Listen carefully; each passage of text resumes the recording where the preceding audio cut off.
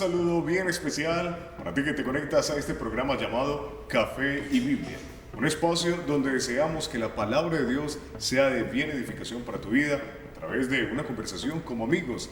Y seguimos en este especial donde estamos conociendo la historia de cómo Dios utiliza a hombres y mujeres para expandir su palabra y haciendo cosas extraordinarias. Para ello tenemos a nuestro pastor presidente, nuestro pastor Carlos Álvarez Victoria, que nos continuará hablando acerca de eso. Así que, pero primero, pastor, bienvenido a Café y Biblia. Muchas gracias, Julián, y bueno, a todos nuestros queridos amigos que se conectan, que están aquí, conectados, conociendo esta historia. Bueno, aquí estamos para pasar un momento con ustedes y bueno, podemos devolvernos un poco en el tiempo y recordar todas esas cosas con las cuales Dios nos ha permitido hacer su obra aquí en este lugar. Así es, pastor, haciendo memoria y recordando esas bondades de Dios. Y bueno, en el capítulo anterior habíamos quedado de que había llegado aquí el Señor de manera providencial. Había traído tu vida acá a Bello, a una iglesia que estaba en transición para hacer una obra. Y bueno, coméntanos cómo más el Señor empezó a hacer a través de tu vida todo lo que hoy tenemos del Ministerio de Verdad y Vida. Bueno, es maravilloso ver cómo el Señor comienza a colocar primeramente la visión. ¿Ya? Sí. Hay que entender esto, que la visión es vital en el desarrollo de cualquier ministerio, en la ejecución de la obra de Dios. Entonces Dios puso una visión muy grande en mi corazón. Dios me puso a pensar en una congregación muy grande. Inicialmente yo pensaba eso, tener lo que hoy en día conocemos como una mega iglesia, una congregación donde albergara miles de personas. Sí. Y toda la vida con el cuento de la locución, yo quería tener radio, en fin.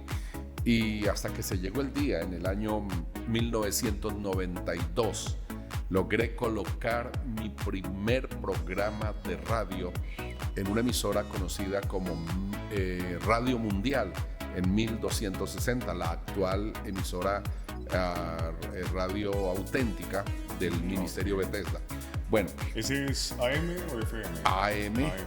Era en la franja de AM, y entonces ahí a las 10 de la noche coloqué el programa.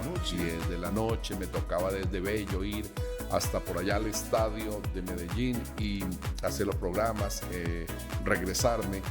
¿Y era cuánto tiempo pasó? ¿1 hora, 2 horas? Era un programa de 1 hora, un programa muy bien diseñado. Se trabajó con bastante tiempo, se estructuró. Viajé a la ciudad de Bogotá a buscar la voz de un muchacho que trabajaba en Caracol, y Caracol Radio y Caracol Televisión. Un hombre cristiano que hasta el día de hoy somos muy amigos, el hermano William Bustos Martínez. Y él me grabó me hizo la producción del programa, ¿no? La cortinita, las secciones, bueno, en fin. Y me hizo algo muy bonito, y entonces comencé el programa y muy bien diseñadito, y gustó, impactó bastante. ¿Y qué era el contenido del programa? ¿Qué era lo que realizabas ahí? Bueno, el programa primero le pusimos como nombre Manifestaciones de Poder. Yo le quería mostrar a todos los oyentes que Dios es un ser poderoso o todopoderoso que está para bendecir, para hacer milagros, para hacer cosas portentosas y grandes en favor de la humanidad, en favor del que lo busca. Entonces por eso le puse Manifestaciones de Poder como nombre. Y comenzamos a tener secciones, por ejemplo, que hablábamos de la familia, hablábamos a la juventud, hablábamos sobre superación. Por ejemplo, hay una sección que se llamaba, es que no recuerdo en este programa Manifestaciones de Poder, en este programa sobre el superación. Hablábamos acerca del éxito y teníamos una franja ahí de 10 minutitos más o menos hablando de las condiciones y primeramente hablábamos de lo que en realidad es el éxito, ¿no? Okay. Y luego cómo ingresar, cómo tenerlo, cómo alcanzarlo y cómo permanecer en esa condición de prosperidad. En la familia hablábamos de las relaciones conyugales, de las relaciones padres e hijos, todo esto, y era muy lindo. Y luego yo tenía franja de la predicación de la palabra, que eran 15, 20 minutos máximo, y música, ¿ya? También tenía algunos apartes de, como dijera yo, de recortes que yo tenía de temas que me encontraba, ¿sí, no? Y los leía con un fondo musical muy lindo. Como poemas. Sí, poemas o reflexiones. Algunas reflexiones es la palabra, algunas reflexiones. Y de esta manera el programa impactó bastante. ¿Lo hacía solo o también estaba con Martita? No, lo hacía solo. Okay. Luego, pasado un tiempo y que el programa levantó de una manera impresionante, entonces Dios vuelve a tratar con mi vida a través de una palabra profética y me dice, en esa palabra profética me dice, mira, te he dado un don para la radio, úsala. Y yo dije, pero si la estoy usando, estoy yendo. Entonces Dios me hizo sentir de que Él quería que yo colocara más programas. Entonces yo dije, tengo que buscar una emisora más, como dijera yo, pues más potente, más conocida, que tuviera que irradiara de una manera más amplia en el espectro, ¿no? Y entonces yo siempre he sido muy amigo, desde que llegaron aquí Rafa Linares, el narrador deportivo, desde que llegaron aquí a Antioquia nos conocimos y hemos sido muy amigos. Entonces yo fui donde él, le dije, oye Rafa, yo quiero colocar un programa de radio en la cadena Super de Colombia. En esa época estaba la cadena Super de Colombia. Y así fue que él me dijo, claro, ven, yo te invito a que vayas al partido del domingo, yo te ayudo a ingresar al estadio y ahí vamos a la cabina de Radio Super y ahí hablas con el director. Y así fue, yo fui a la cabina de Rafa Linares y luego en el entretiempo él me conectó me acuerdo tanto que se llamaba Jorge Luis Cano, el director de Radio Super, y ahí hablamos y él me dio una cita para atenderme en su oficina y ahí negociamos un espacio de 1 hora también a la 1 de la tarde, en una hora también una hora triple A, ¿ya? ¿Y era todos los días o...? Todos los días. Y ahí pude tener mi programa. Estando ahí, nos escucharon en el circuito Todelar de Colombia. Ya todavía tenía algo de fuerza el Todelar y me llamaron. Sí. Me dijeron, pastor, venga, su programa muy bueno, muy bien estructurado, queremos tenerlo en nuestras emisoras y tal cosa. Venga para que negociemos. Y se proporcionaron de tal manera que yo compré 2 espacios ahí. Uno en Radio Sonorama, creo que era 1950 AM, Sí. y en Radio Claridad de Todelar, que era 1050, ¿ya? Okay. Y ahí tuvimos 2 programas y fue muy bonito. Y luego me llamaron de La Voz de la Raza, ¿ya? O sea, el Señor empezó a abrir puertas de una manera tremenda. Yo me convertí en un hombre muy conocido en la radio, ¿ya? Y la gente sorprendida de ver cómo había logrado ese auge. Claro. Y otra cosa es que yo invertí dinero porque yo tenía un negocito personal, yo lo vendí y con lo que yo hice o realicé de la venta de mi negocio compré equipos para grabar. Entonces yo compré unos equipos bien profesionales y entonces la grabación me salía muy nítida, muy clara, muy fuerte. Y también yo los sabía... Editar. Sabía calibrar el sonido, tal cosa, y algunos efectos y todas esas cosas, entonces salía la voz muy bonita. Sí. Y de esta manera, todo era bonito. Entonces, cuando yo voy a incursionar en la cadena Super, yo dije, pero no puede ser el mismo programa. No puede ser el mismo programa. Entonces, voy a inventar otro programa, voy a construir otro programa. Y entonces cuando nació el programa Encuentro con la Vida, que sí lo hice con mi esposa, una pastora Marta. Y se convirtió este programa todavía mucho más, pegó de una manera impresionante, ya con la voz de mi esposa y hablando entre ella y yo de temas de familia. Entonces ya las secciones se llamaba, por ejemplo, si el programa se llamaba Encuentro con la Vida, las secciones tenían el mismo énfasis. Sí, el mismo, el encuentro, sí, el prefijo encuentro, ¿no? Por ejemplo, decía, hablando, cuando íbamos a hablar de la familia, y ahora con ustedes, encuentro familiar. ¿Ya? Y entramos nosotros a tocar un tema de familia. Claro. ¿Ya? O encuentro con la juventud. ¿Ya? Encuentro con el éxito. Encuentro y así. Entonces, y más el contraste con tu esposa genera claro, un ritmo muy exacto, chévere. y los aportes de ella y todo esto fue muy bueno, muy bueno. Entonces fue el programa que digamos que casi que desplaza al otro y hasta el día de hoy se escucha el programa Encuentro con la Vida. Sí, señor. Ajá. Y bueno, este mundo de la radio iba paralelo con el mundo ministerial. Claro. Cómo Dios iba haciendo, claro, por un lado Dios estaba generando una providencia fantástica a través de los medios, pero cómo estaba generando esto también paralelo con el ministerio. Es maravilloso ver que con la radio pues yo ya me hice como un poco más conocido, más notorio, entonces comenzaron muchos pastores a venir donde mí, a preguntarme que cómo hacía yo la radio, que ya y salían todos aterrados. ¿Usted de dónde saca plata para pagar todas esas? Porque ellos iban a que les arrendaran a ellos también y les pedían pues, y ellos salían todos asustados. ¿Y usted de dónde? Y yo hasta el día de hoy no sé cómo, yo la verdad hice toda la radio, pero el Señor pagó. Nosotros hemos pagado, pero les cuento, millonadas de pesos en radio, predicando al Señor Jesucristo, presentando el Evangelio de Dios por tantos años, desde el año 1992. Y también se aterraban de cómo yo sacaba material.